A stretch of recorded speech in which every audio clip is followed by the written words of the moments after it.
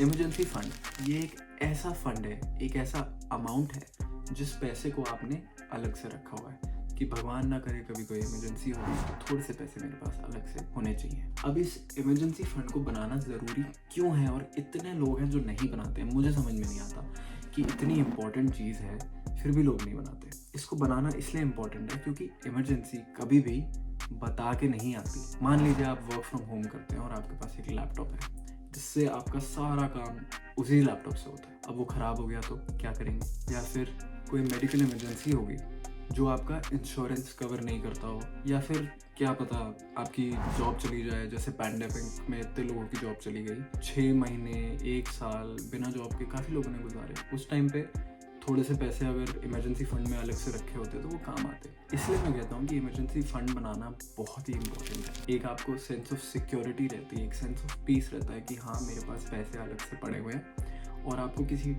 Date में नहीं जाना पड़ता, आपको किसी से लोन नहीं लेना पड़ता, किसी से उधार नहीं लेना पड़ता, या अपने क्रेडिट कार्ड को मैक्स आउट नहीं करना पड़ता, जो कि करना भी नहीं चाहिए। तो अब हम बात करते हैं कि इमरजेंसी फंड बनाए कैसे, क्या अमाउंट होना चाहिए जो आपको अलग से इमरजेंसी फंड में रखना चाहिए। इसको करना बहुत आसान है। आपने अपने मंथली एक्सपेंसेस को लेना और उसको 6 या आइडियली 12 से मल्टीप्लाई करना है। 6 या 12 से मल्टीप्लाई क्यों? 6 या 12 मतलब 6 महीने या 12 महीने।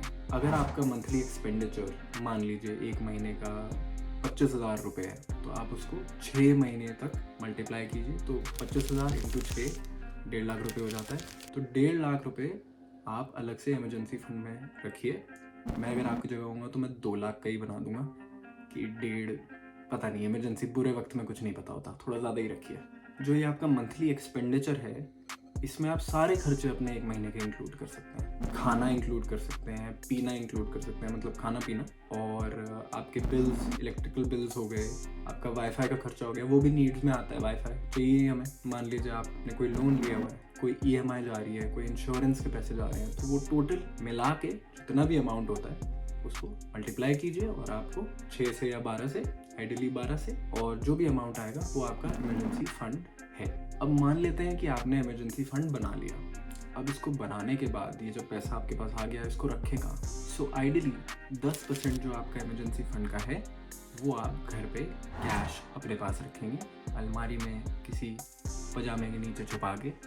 20% अमाउंट आप रखेंगे अपने बैंक में। हाँ, बैंक में इन्फ्लेशन की वजह से वो पैसा लंग खाएगा, बट कोई बात नहीं, याद रखिए ये एक इमरजेंसी फंड है।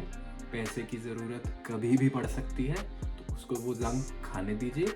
एटलीस्ट जब ज़रूरत पड़ेगी तो वो पैसा आराम से निकल तो सकता है। और थर्ड, 70% जो आपका अमाउंट है इमरजेंसी फंड का वो आप डालेंगे किसी लिक्विड म्यूचुअल फंड में। लिक्विड म्यूचुअल फंड क्या होता है? एक म्यूचुअल फंड ही है लेकिन लिक्विड है, तो इसके 2 फायदे होते हैं। फ़ायदा नंबर 1, इस पर कोई एग्जिट लोड नहीं होता।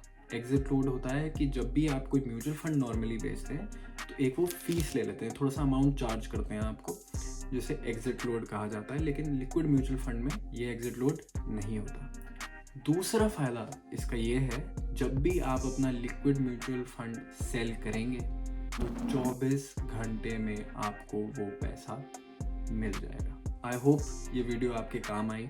आई रियली होप कि आप एक इमरजेंसी फंड ज़रूर बनाएं। 6 महीने तो कम से कम ज़रूर बनाइए अगर आप 12 महीने का नहीं बनाना चाहते। लिक्विड म्यूचुअल फंड में भी अपना 70% अमाउंट रखने में कंफर्टेबल नहीं है, कोई बात नहीं, आप थोड़ा सा रेशियो चेंज कर दीजिए। 30% अमाउंट या 20% अमाउंट कैश का घर पे रख लीजिए और बाकी 80% आप अपने बैंक में रखिए, कोई बात नहीं। इमरजेंसी में पैसा अपने हाथ में होना चाहिए। थोड़ा सा वो इन्फ्लेशन से जंग खाएगा, but that's completely fine, I understand. आपने एटलीस्ट इमरजेंसी फंड बनाया, उससे कोई बड़ी बात नहीं है। और अगर आपका कोई भी सवाल होता है तो प्लीज़ नीचे कमेंट सेक्शन में ज़रूर लिख दीजिएगा।